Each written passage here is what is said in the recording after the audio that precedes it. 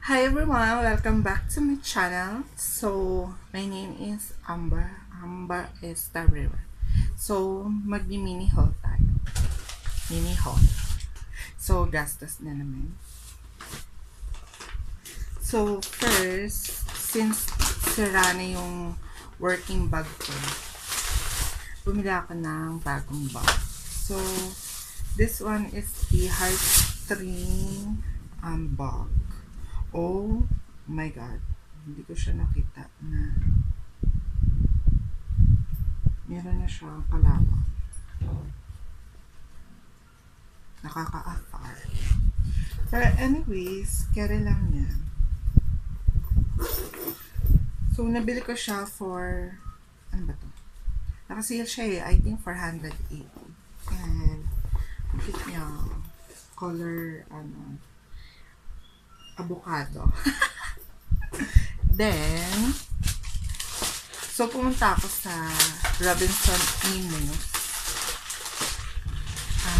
Bumili ako ng konting watercolor paper. Kasi this brand is always sold out. This brand of, what you call this? The Fabriano watercolor paper.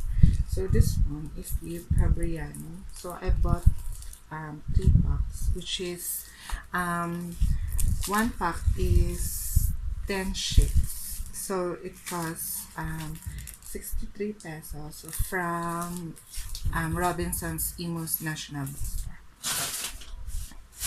Tapos pumunta ako sa SM Dasma.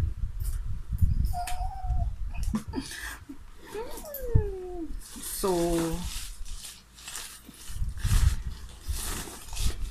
hindi ako nakapagtimpe. Gusto ko na magbago. Gusto ko na ayoko na ng kape. Pero, I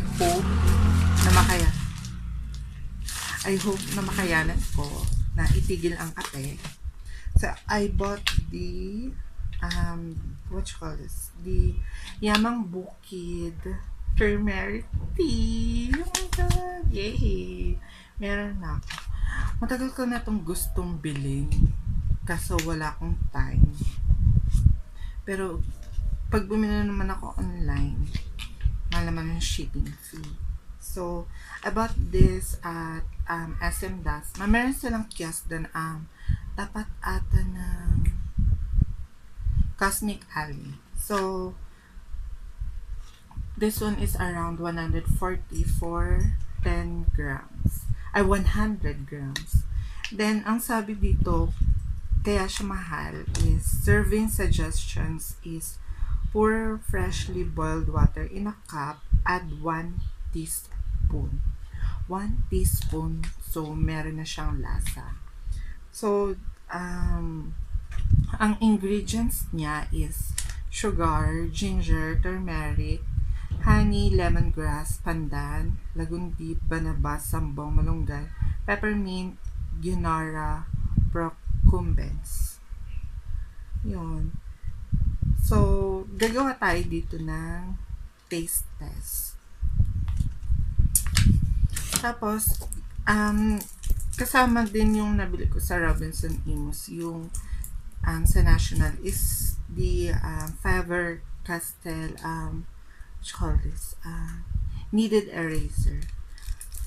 Maganda daw to gamitin eh kesa sa PVC. Then, lastly, ang nabili ko sa SM Dasma, kahit wala na akong pera. Chancharan! I have a Vice Cosmetic lipstick, liquid lips.